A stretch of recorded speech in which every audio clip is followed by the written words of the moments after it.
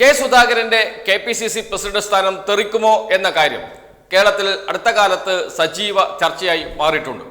K സുധാകരനെ തൽസ്ഥാനത്ത് നിന്ന് മാറ്റണമെന്ന് കോൺഗ്രസിൽ തന്നെ ഒരു വലിയ വിഭാഗം ആഗ്രഹിക്കുന്നുണ്ട്. എന്നാൽ ഇതുവരെയും അവരാരും പുറത്ത് പരസ്യമായി ഇക്കാര്യം പറയാൻ തയ്യാറായിട്ടില്ല, ഇപ്പോഴും പറഞ്ഞിട്ടില്ല. കോൺഗ്രസിനകത്ത് പക്ഷേ ഇത്തരം ചർച്ചകൾ സജീവമായി നടക്കുകയും ചെയ്യുന്നു. കോൺഗ്രസിനെ നയിക്കാൻ KPCC പ്രസിഡന്റ് സ്ഥാനത്തിരുന്നു കൊണ്ട് കെ സുധാകരന് കഴിയുന്നില്ല. അദ്ദേഹം പറഞ്ഞ കാര്യങ്ങളൊന്നും നടപ്പാക്കാൻ കഴിഞ്ഞിട്ടില്ല. അദ്ദേഹം KPCC പ്രസിഡന്റ് സ്ഥാനത്തേക്ക് വരുന്ന ഘട്ടത്തിൽ നടത്തിയ പ്രഖ്യാപനങ്ങളുണ്ട്. ആ പ്രഖ്യാപനങ്ങളിൽ ഒരു പ്രഖ്യാപനം പോലും നടപ്പാക്കാനോ കോൺഗ്രസ് സംഘടനയെ സജീവമാക്കാനോ രാഷ്ട്രീയമായി കോൺഗ്രസിനെ നയിക്കാൻ മറ്റ് രാഷ്ട്രീയ പാർട്ടികളെക്കാളും മുൻപന്തിയിലെത്തിക്കാൻ കെ സുധാകരന് കഴിഞ്ഞിട്ടില്ല എന്ന വിമർശനം അദ്ദേഹത്തിനെതിരെ നേരത്തെയുണ്ട്. കോൺഗ്രസിനകത്താണ് ആ വിമർശനം ഏറ്റവും കൂടുതൽ ഉള്ളത്. എന്നാൽ നേരത്തെ പറഞ്ഞതുപോലെ ആരും പരസ്യമായി പറയാറില്ല. നേതാക്കന്മാർ സംസാരിക്കുമ്പോൾ അങ്ങോട്ടും ഇങ്ങോട്ടും സംസാരിക്കുമ്പോഴൊക്കെ ഈ വിഷയം ആ ചർച്ചാ വിഷയമായി വരാറുണ്ട്. നേതാക്കന്മാർ മാധ്യമപ്രവർത്തകരെ കാണുമ്പോൾ സ്വകാര്യ സംഭാഷണങ്ങളിൽ ഈ വിഷയവും ചർച്ചയായി വരാറുണ്ട്. എങ്കിലും കോൺഗ്രസിന്റെ ഒരു ഘടകത്തിലും ഇതുവരെ കെ സുധാകരൻ മാറണം എന്ന ആവശ്യം ഉയർന്നിട്ടില്ല. ഇപ്പോഴിതാ ആ ആവശ്യവും ഉയർന്നിരിക്കുന്നു എന്നാണ് പുറത്തു വരുന്ന വാർത്തകൾ. എ ഗ്രൂപ്പ് നേതാക്കളായ KC ജോസഫും ബെന്നി ബെഹനാനും കേരളത്തിലെ കോൺഗ്രസിന്റെ ചുമതലയുള്ള ദീപാദാസ് മുൻഷിയുമായി ചർച്ച നടത്തി എന്ന വാർത്ത പുറത്തു വരുന്നു. കെ സുധാകരനെ മാറ്റണം, കെ സുധാകരനെ മുന്നിൽ നിർത്തിക്കൊണ്ട് ലോക്സഭാ തെരഞ്ഞെടുപ്പിനെ നേരിട്ടാൽ വമ്പൻ പരാജയം കേരളത്തിൽ ഉണ്ടാകും എന്ന വിവരമാണ് എ ഗ്രൂപ്പ് നേതാക്കൾ ദീപാദാസ് മുൻഷിയെ അറിയിച്ചിരിക്കുന്നത്. എന്തുകൊണ്ടാണ് കെ സുധാകരനെ മാറ്റേണ്ടി വരുന്നത്? കെ സുധാകരൻ KPCC പ്രസിഡന്റ് ആവുന്ന ഘട്ടത്തിൽ അദ്ദേഹം പ്രഖ്യാപിച്ച പല നടപടികളുമുണ്ട്, പല പ്രഖ്യാപനങ്ങളുമുണ്ട്. അതൊന്നും നടപ്പായില്ല എന്നത് ഒരു കാര്യം. അതിൽ പ്രധാനപ്പെട്ടതാണ് CUCകളുടെ കോൺഗ്രസ് യൂണിറ്റ് കമ്മിറ്റികളുടെ രൂപീകരണം. വലിയ ആഘോഷത്തോടെയാണ് ഉദ്ഘാടനം നടത്തിയത് പാലക്കാട് വെച്ച്. പക്ഷേ അതിനുശേഷം ഒരു CUCകളും രൂപീകരിക്കപ്പെട്ടിട്ടില്ല എന്നും CUCകൾ ഇപ്പോഴും നിർജ്ജീവമായി കിടക്കുകയാണ് എന്നും ഒരു വസ്തുതയാണ്. കെ സുധാകരൻ പറഞ്ഞത് ഒരു വീട്ടിൽ നിന്ന് കോൺഗ്രസിന്റെ കുടുംബത്തിൽ നിന്ന് പുറത്തേക്ക് പോകുന്ന അതല്ലെങ്കിൽ കോളേജിൽ പോകുന്ന ഒരു ചെറുപ്പക്കാരൻ തിരിച്ചു വരുമ്പോൾ SFIക്കാരനായി മാറുന്നു എന്നാണ്. അതുകൊണ്ട് CUCകളെ ശക്തിപ്പെടുത്തണം എന്ന് പറഞ്ഞുകൊണ്ടാണ് വലിയ പ്രഖ്യാപനം നടത്തിയത്. അത് നടന്നില്ല. കോൺഗ്രസിന്റെ പുനഃസംഘടന ഇപ്പോഴും ഭാഗികമായി മാത്രമേ പൂർത്തിയായിട്ടുള്ളൂ. പൂർത്തിയായിടത്തൊക്കെ അതുപോലെ തർക്കങ്ങൾക്ക് ഇടയാക്കുന്നു. ഒരു വലിയ കൂട്ടം പ്രവർത്തകരെ നിഷ്ക്രിയമാക്കുന്ന രീതിയിലേക്ക് പുനഃസംഘടന പോയി.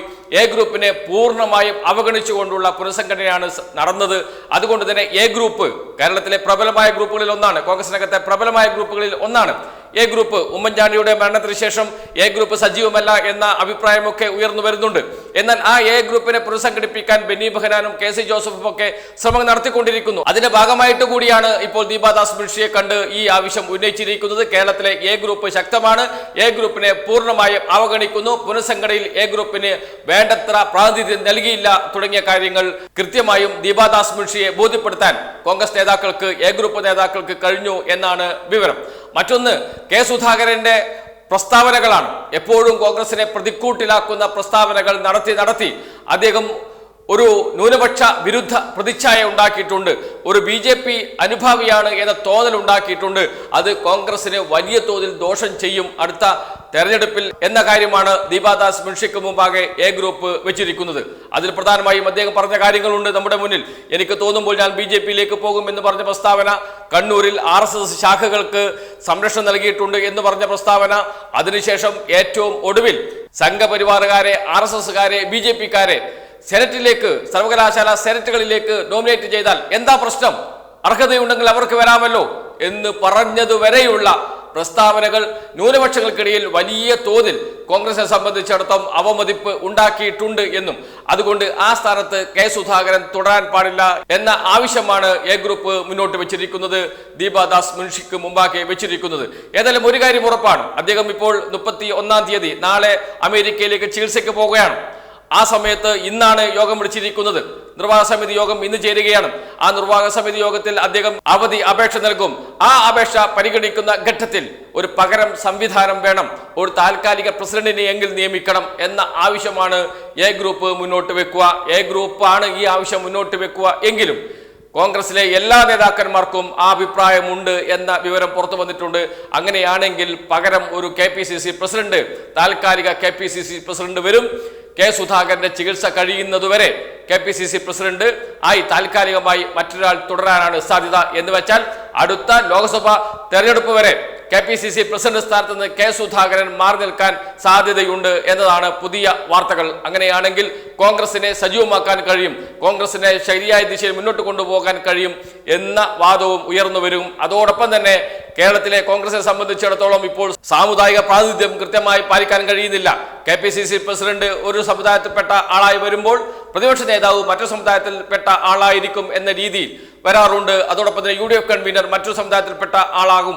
ഇങ്ങനെയാണ് സാധാരണഗതിയിൽ കോൺഗ്രസിന്റെ ഒരു സംഘടനയിൽ സാമുദായിക പ്രാതിനിധ്യം ഉറപ്പുവരുത്താറുള്ളത്, മതപ്രാതിനിധ്യം ഉറപ്പുവരുത്താറുള്ളത്. അതിപ്പോൾ പാടെ തകിടം പറഞ്ഞിരിക്കുന്നു. അത് ഉറപ്പുവരുത്തണം എന്ന ആവശ്യവും എ ഗ്രൂപ്പ് മുന്നോട്ട് വെച്ചിട്ടുണ്ട് എന്നാണ് വാർത്തകൾ. അങ്ങനെയാണെങ്കിൽ സ്വാഭാവികമായും കെ സുധാകരൻ മാറാൻ സാധ്യതയുണ്ട്. ഇന്ന് കെ സുധാകരനെ സംബന്ധിച്ചിടത്തോളം വളരെ നിർണായകമായ ഒരു യോഗമാണ് നടക്കാൻ പോകുന്നത്, നിർവാഹക സമിതി യോഗം. സുധാകരന് അവധി നൽകി താൽക്കാലിക അധ്യക്ഷൻ വരുമോ, അതല്ല കെ സുധാകരൻ തന്നെ KPCC പ്രസിഡന്റായി തുടരുകയും താൽക്കാലിക അധ്യക്ഷൻ ഇല്ലാതിരിക്കുകയും ചെയ്യുന്ന അവസ്ഥയിലേക്ക് കാര്യങ്ങൾ പോകുമോ, ഇതാണ് ഇനി അറിയാനുള്ളത്. പ്രതിപക്ഷ നേതാവ് VD സതീശന്റെ അടക്കമുള്ള മുതിർന്ന നേതാക്കളുടെ അഭിപ്രായവും ഹൈക്കമാൻഡ് പരിഗണിക്കും. അവരുടെ അഭിപ്രായം കൂടി ചോദിച്ചതിന് ശേഷം മാത്രമായിരിക്കും, അറിഞ്ഞതിന് ശേഷമായിരിക്കും തീരുമാനമെടുക്കുക. അതിനേക്കാൾ ഉപരി ഹൈക്കമാൻഡിന്റെ ഏറ്റവും ശക്തനായ കേരളത്തിലെ നേതാവായ KC വേണുഗോപാലിന്റെ അഭിപ്രായം കൂടി ദീപാദാസ് മുൻഷി കണക്കിലെടുക്കും. അതൊക്കെ പരിഗണിച്ചുകൊണ്ടായിരിക്കും ഇന്നത്തെ തീരുമാനമുണ്ടാകുക. ഏതായാലും കെ സുധാകരന് എതിരെ ഒരു പടയൊരുക്കം കോൺഗ്രസിനകത്ത് തുടങ്ങിക്കഴിഞ്ഞു എന്നതാണ് ഏറ്റവും പ്രധാനപ്പെട്ട കാര്യം. ഇന്ന് അത് വിജയിക്കുമോ ഇല്ലയോ എന്നത് രണ്ടാമത്തെ വിഷയമാണ്. പക്ഷേ ആ പടയൊരുക്കം കെ സുധാകരനെ സംബന്ധിച്ചിടത്തോളം ഒരു പടിയിറക്കത്തിന്റെ സൂചനയാണ്, അതല്ലെങ്കിൽ പടിയിറക്കത്തിന്റെ തുടക്കമാണ് എന്ന് പറയേണ്ടി വരും. കെ സുധാകരൻ KPCC പ്രസിഡന്റ് സ്ഥാനത്ത് നിന്ന് മാറിയാൽ കോൺഗ്രസ് രക്ഷപ്പെടും എന്ന് പ്രതീക്ഷിക്കുന്ന ഒരു വലിയ വിഭാഗം ജനങ്ങൾ കോൺഗ്രസിനകത്തുണ്ട്, പ്രത്യേകിച്ച് ന്യൂനപക്ഷ വിഭാഗങ്ങൾ. അവരുടെ വികാരം കോൺഗ്രസ് നേതൃത്വം കണക്കിലെടുക്കുമോ എന്നതേ ഇനി അറിയാനുള്ളൂ.